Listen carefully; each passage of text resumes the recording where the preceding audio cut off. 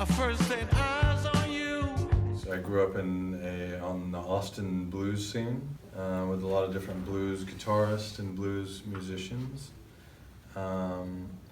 So that's all I knew was blues music, and back in that time, a lot of the original blues singers and blues guitarists were all alive at that time. I got to see people like Lightning Hopkins and Freddie King and Albert Collins and Fats Domino. I'm saying, my babe, it's real. The first thing I picked up my guitar, and I think the first thing I played was Jimmy Reed. But I first started playing like this.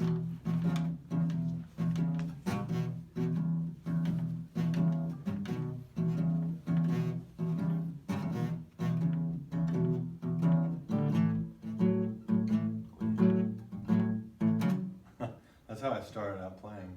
Okay. On my lap. Because I couldn't really, I think the guitar that I had really high action. I couldn't push the strings down, so I started playing like. I can't play it anymore, but.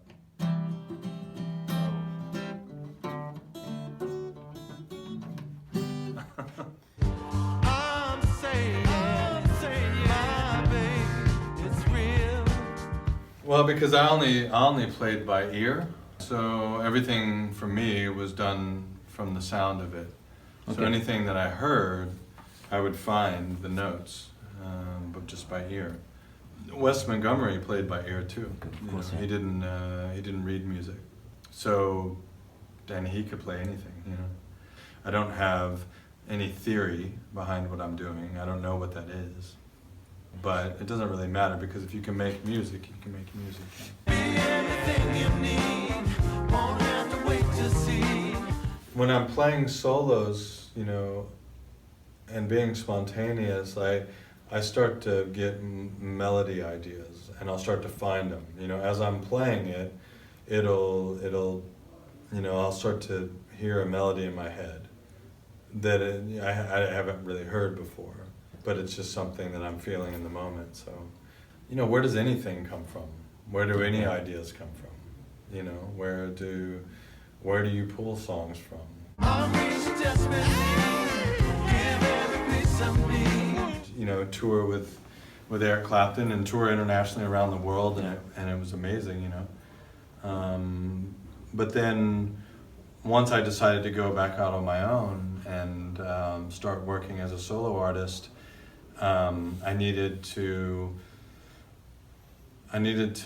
find a record and find my sound and sort of define my sound, at least for that time period, because it had been 15 years since I'd made a record, but I was pretty far away from the last record that I made. Stylistically, I felt like I was in a much broader place. Like that was sort of a blues and rock kind of record, but I just didn't feel like that really represented what I did anymore. I had a lot to say musically, and I wanted to basically break the glass and let everything that was bubbling up inside me out finally, and just get into a flow of then making records. I want to constantly create and write and record and make records and put them out and tour whenever I'm not doing that.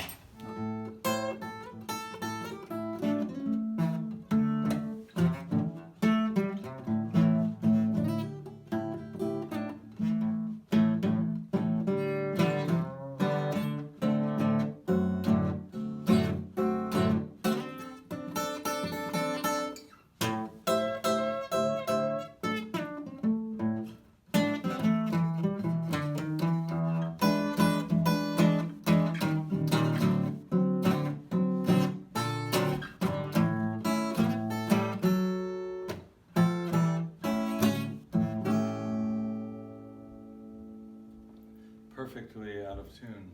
Oh, we could be so right, I can't escape it.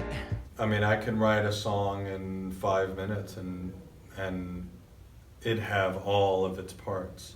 Like, it can have 4 parts to it and just completely be finished in 5 or 10 minutes. Or, you know, it can be a song that I work on over 2 months. Oh, It just depends, you know, because like the longer you live with something, the more time you have to refine it, you know. So there are some songs where I wrote them, and 3 months later I decided that I wanted to have a bridge in that. And when we let this love end, When I think of Eric and his soloing, I think that he was like, in my mind, made the two guitar solos at the same time. He had the quintessential sound for that. Like, I always think when I hear Eric, I'm always thinking two guitars, because he always played two solos with himself, you know. So I love that sound. I mean, all the like the Blind Faith records, and you know, Had to Cry Today, that's two solos, two guitars soloing at the same time. Can't Find My Way Home, that's two solos, you know, playing with each other, and I love that sound. I recorded the song, and I sang. The song wasn't completed yet, but I thought it would be a good song for him to play on. And then I just took it to him and I said, "Hey, why don't you, you know, solo on this or whatever?" Okay. And so I showed him the spots where I wanted him to play, and then I went back in and played to what he played.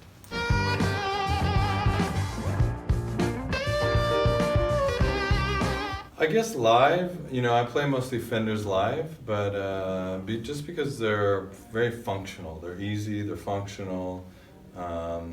Whereas, like, you know, when I play 335s on stage live, sometimes it gets confusing because of all the knobs and you know, if you turn down one tone knob, it's like you can't find, like you don't know what's going on. I don't know, Strats have just become a really easy thing, you know. everything you need, won't have to wait to see. Well, if I was giving advice to myself, like if I was young, I would say,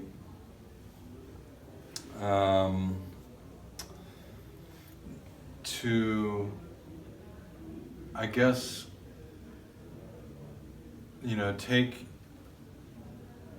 follow the things that inspire you, like, you know, the guitarists that you love, and, you know, it's cool if you want to emulate these, you know, your favorite guitarist and stuff, but at some point, I think it's even more important to find whatever your own voice is. Give every piece of me, so I can be the one that loves you. I don't know if the Earth can survive that long. Yeah, I mean, I don't know. It might be like some kind of apocalyptic blues by then, in 100 years.